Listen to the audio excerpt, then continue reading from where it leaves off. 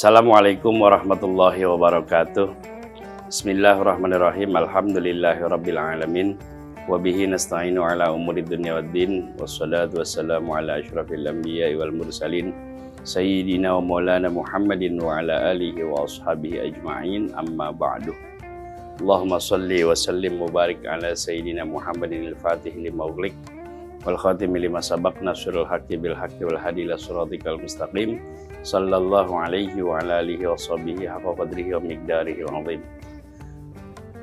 Puji syukur kehadirat Allah Subhanahu wa taala senantiasa kita panjatkan kepada Allah Subhanahu wa taala atas segala nikmat dan karunia sehingga kita masih diberikan kesempatan oleh Allah Subhanahu wa taala dalam beribadah kepadanya. Salawat serta salam semoga senantiasa tercurahkan kepada baginda Rasulullah Nabi Allah Muhammad, Nabi Agung Muhammad Sallallahu Alaihi Wasallam. Para pemirsa NU Channel yang dimuliakan Allah, pesantren adalah lembaga pendidikan tertua di Indonesia. Bahkan Gus Dur pernah mengatakan bahwa pesantren itu adalah subkultur, artinya bagian daripada kebudayaan Indonesia. Pesantren lahir dari masyarakat atau menyatu dengan masyarakat itu sendiri.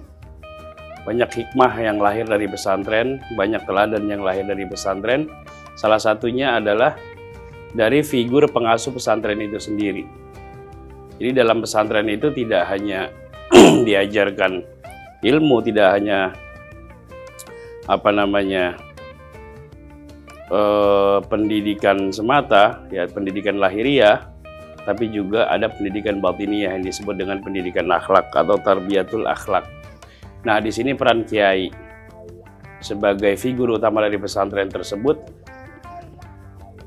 tidak hanya mendidik dengan kata-katanya, tapi dengan keteladanannya yang ditunjukkan oleh kiai tersebut. Salah satu pengasuh pesantren di Boyolali, Kiai Haji Abdul Aziz Mansur, itu pernah memberikan nasihat kepada santri-santri seperti ini. Santri itu harus menjadi paku. Menjadi paku itu maksudnya, pertama, karakter paku. Paku itu adalah menghubungkan semua unsur yang ada dalam satu bangunan. Jadi untuk menyambungkan misalnya kayu dalam sebuah bangunan itu disambungkan oleh paku. Yang kedua, karakter paku itu dia tidak boleh menonjol.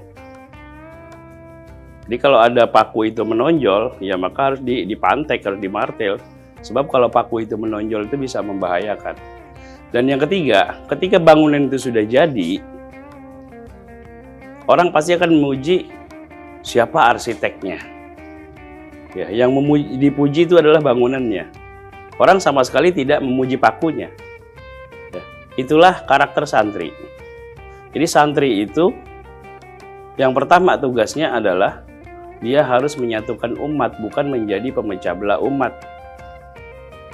Dia harus islah, ya. Harus menyatukan umat sebagaimana Rasulullah SAW menyatukan suku-suku Arab yang ada pada waktu itu. Ya, sebagaimana dalam sejarah kita lihat waktu mengangkat Hajar Aswad, memasang kembali Hajar Aswad, ya. Rasulullah memanggil suku-suku Arab, 4 suku Arab yang masing-masing membentangkan kain, kemudian Hajar Aswad diletakkan di tengahnya, kemudian Rasulullah mengangkatnya. Kemudian santri itu tidak boleh menonjol. Maksudnya apa? Bahwa semua yang dilakukan oleh santri harus ikhlas lillahi ta'ala, semata-mata li'ila'i kalimatillah. Bukan bertujuan untuk jabatan, bukan bertujuan untuk mencari materi. Itulah karakter paku. Nah, jadi yang pertama, paku itu harus bisa menyatukan umat, bukan menjadi pemecah belah.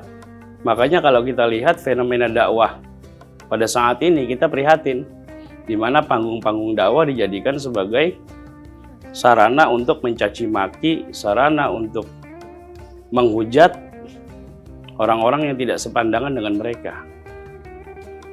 Ini berbeda sekali dengan dakwanya Rasulullah SAW sebagaimana dilukiskan dalam Al-Quran itu, fabima rahmatim minallahi lintalahum. Maka dengan sebab rahmat Allah, lintalahum, berbuat lembutlah kamu hai Muhammad kepada mereka. Wa in kunta fadhon, kalau kamu kasar, ghalidhul qalbi, kamu keras hati, lan faddu min haulik, maka mereka semua akan lari darimu. Nah, fenomena dakwah satu dekade belakangan ini, ya sebagaimana kita lihat baik di media sosial maupun di kehidupan yang nyata, banyak dai-dai sendiri itu justru menjadi provokator bagi masyarakat. Mereka bukan menyatukan masyarakat, tetapi justru memecah belah umat. Jadi umat dihadap-hadapkan dengan pemerintah dicaci maki dan lain sebagainya. Nah, ini miris kita melihat fenomena seperti ini. Padahal Rasulullah SAW tidak mengajarkan seperti itu. Rasulullah tegas, ya tegas. Untuk kebenaran tegas, tetapi beliau tidak pernah kasar. Ya, itulah cermin dakwah Rasulullah SAW. Bahkan Al-Quran sendiri mengatakan ud'u ila sabili rabbika bil hikmati wal mau'izatil hasanah. Ajaklah mereka ke jalan Tuhanmu bil hikmah, dengan hikmah. Ya, hikmah itu apa? Hikmah itu dengan rasional. Jelaskan mengapa orang harus melakukan hal yang seperti ini. Jelaskan mengapa maksiat seperti ini tidak boleh dilakukan, harus dijelaskan kepada umat. Wal mau'izatil hasanah, dan dengan tutur kata yang baik, bukan dengan caci maki, bukan dengan cara menghujat, kata-kata kasar. Nah, ini yang membuat lari umat. Dan herannya, ya, dai-dai yang seperti itu kok diminati gitu pada saat ini.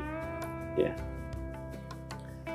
Kemudian yang terakhir, karakter paku itu adalah ketika bangunan itu sudah jadi, maka orang tidak memuji pakunya.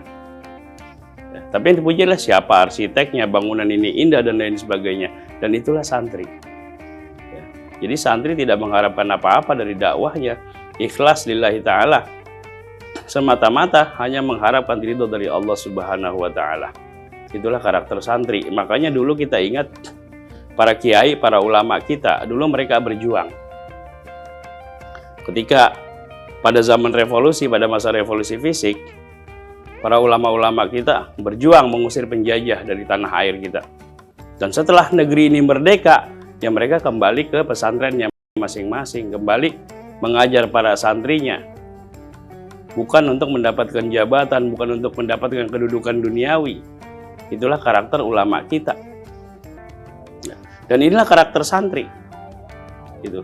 Di pesantren santri diajarkan seperti itu, diajarkan untuk ikhlas, diajarkan untuk ringan tangan membantu orang lain. Ya, inilah karakter yang tidak dimiliki oleh pendidikan yang lembaga pendidikan yang lain, yang hanya ditemukan di pesantren. Makanya dulu kiai-kiai pesantren itu, ya saking ikhlasnya, itu tidak memberi nama pesantrennya. Kita ambil contoh kayak pesantren Lirboyo, pesantren Ploso, pesantren Langitan. Lirboyo itu kan nama desa, nama kampung. Ploso itu nama kampung. Yang kiai itu, mereka itu cuma mengajar, tidak memberi nama madrasah pesantrennya, misalnya pesantren ya seperti sekarang ini, tidak. Tapi lambat laun orang semakin banyak belajar